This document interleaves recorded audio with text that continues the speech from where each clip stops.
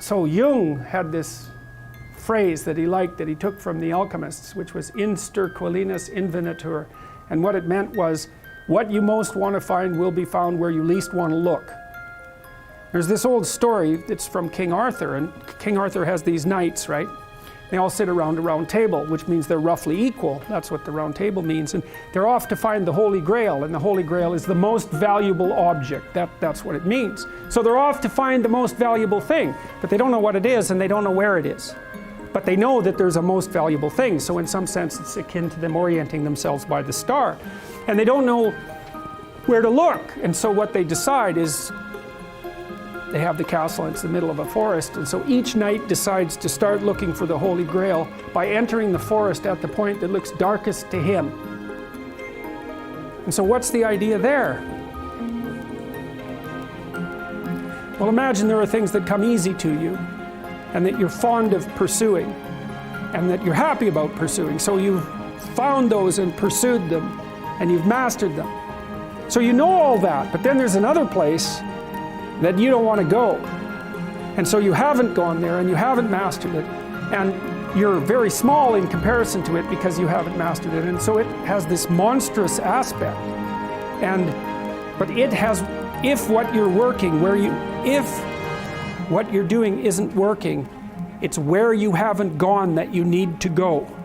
And so I can give you another example of this. So let's say you're an agreeable person, and so you don't like conflict, and you won't stand up for yourself, and you regard anger and the proclivity to provoke and to engage in conflict as something that's positively terrible. It's not only that you're not good at it, it's actually that it's wrong. So that's where you have to go if you're going to learn how to stand up for yourself. And imagine that you're afraid. Maybe you have something like agoraphobia. And so there's a whole bunch of things that you're afraid of, and you don't want to go there. But if you want to put yourself together, then that's exactly where you have to go. And so it's frequently the case that what you want to find is to be found where you least want to find it. And that idea is echoed in the prominent stories of dragons and gold. It's exactly the same idea, is that the dragon is this terrible thing. It's this terrible predatory thing that lives forever and is very, very wise. And it lives underground, and it'll kill you. It'll burn you up in a second. But it hoards gold. And so you have to go there into the dragon's lair if you're going to get the gold. And that's a representation of people's paradoxical relationship with reality. It's like you have to go out there and confront it in order to incorporate what it has to offer to you. But the probability that that's going to be intensely dangerous and push you right to the limit, first of all, those are actually the same thing. If it didn't push you to the limit, you wouldn't gain anything valuable from it. So you don't get one without the other. You don't get the gold without the dragon. That's a very strange, very, very strange idea. But it seems to be accurate. So all of that's lurking underneath this, in this imagery of the whale, the thing that's at the bottom of... Now, the whale, you can think of the story of Jonah. What happens with Jonah is that, roughly speaking, he's a prophet, and God tells him that he has to, if I remember correctly, God tells him that he has to go to this city and straighten it out because it's veered off the path and it's heading towards doom. And Jonah thinks, I'm not going to that city to tell those people anything like that because they're not going to be very happy with me just showing up there and telling them, everything they're doing wrong. And so he hops on a boat and tries to get out of there.